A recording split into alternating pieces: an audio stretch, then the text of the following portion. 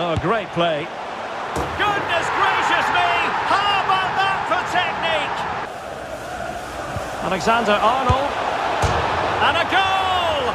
Just what the fans wanted to see. Elliott. Oh my goodness! What an outrageous hit! Diogo Jota. Oh, from miles out, he's done it!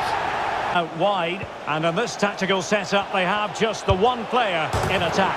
A goal in the early stages. Second half commences.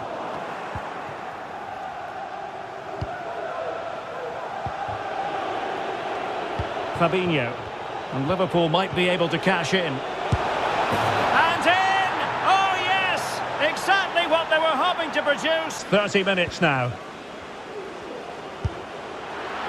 Oh, tremendous goal! It's a good Liverpool move in the making. Gives it a go. And a goal! They're going to take some stopping now.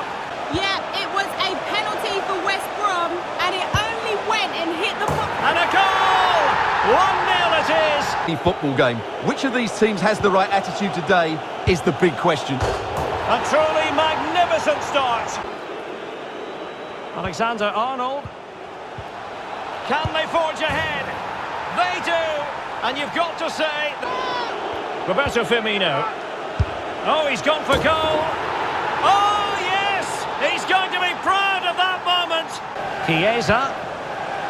Takes the shot. It's gone in beyond the goalkeeper.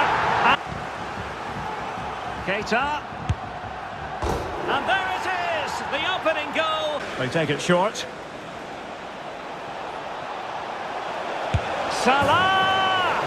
And a goal it is to put them in front again. Just a reminder, we have more absorbing action from the Premier League coming your way here on EA TV. And a goal, courtesy of Mohamed Salah.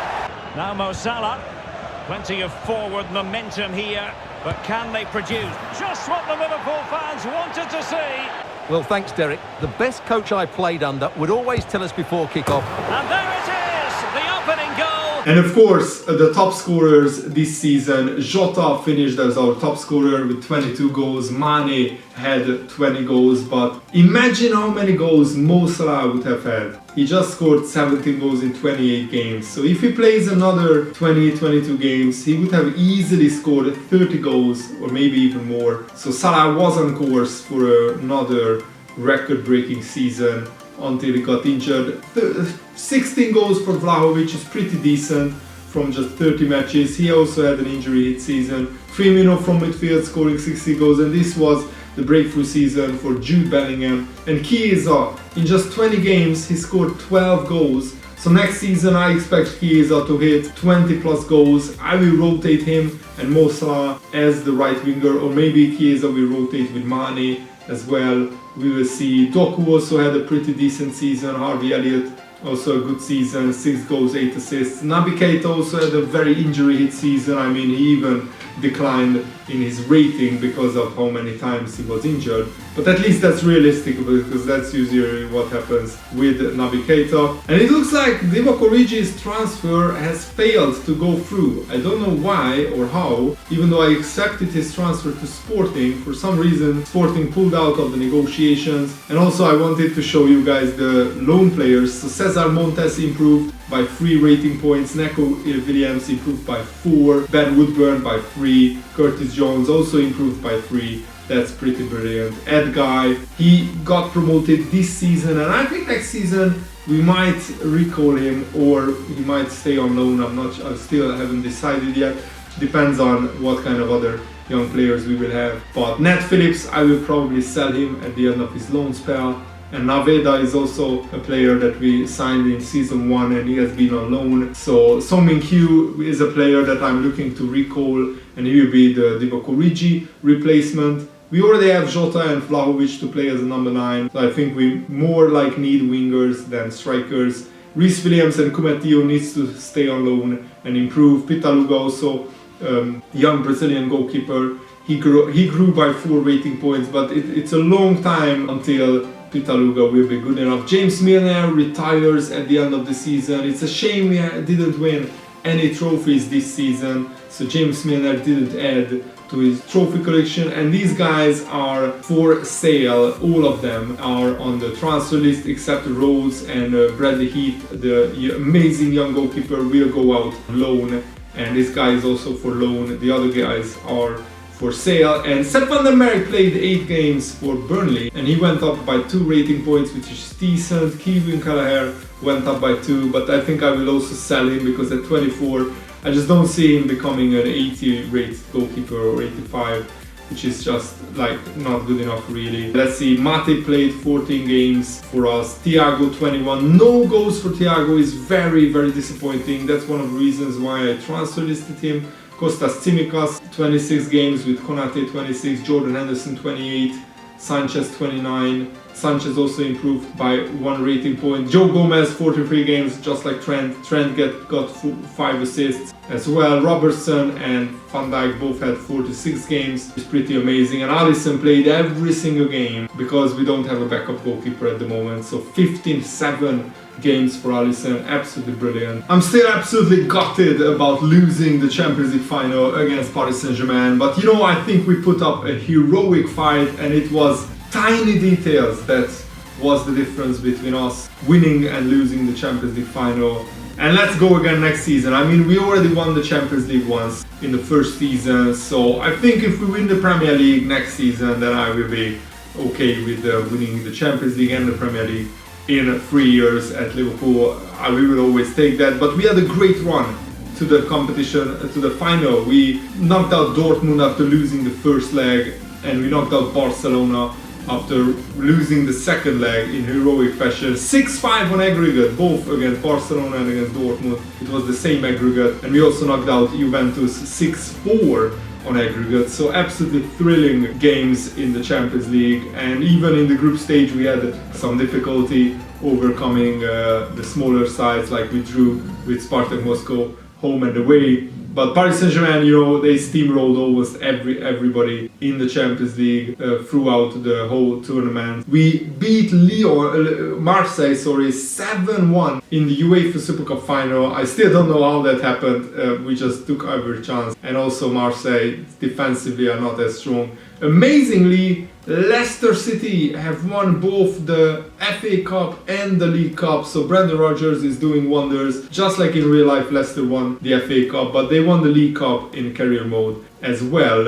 And we got knocked out by West Ham in the quarterfinals. That was also a tough loss to take, but I think next season I will try and focus more on winning the Premier League, winning the FA Cup, winning the League Cup, and Leicester winning the FA Cup against Aston Villa is also quite amazing. But also it was amazing that no big teams made it to the semi-finals. No disrespect to Aston Villa or Leicester, I mean the traditional top 6 in the Premier League right now. Of course, you know who I'm talking about. And I mean, even in the quarterfinals there was no like top 6 side. Man City got knocked out by Aston Villa, and Chelsea got knocked out by West Ham, so quite amazing and ridiculous how many strong teams got knocked out. I mean, we got knocked out by Aston Villa in a thrilling fashion. I remember we lost in the last. We conceded so many last minute goals, we need to fix that, that's for sure.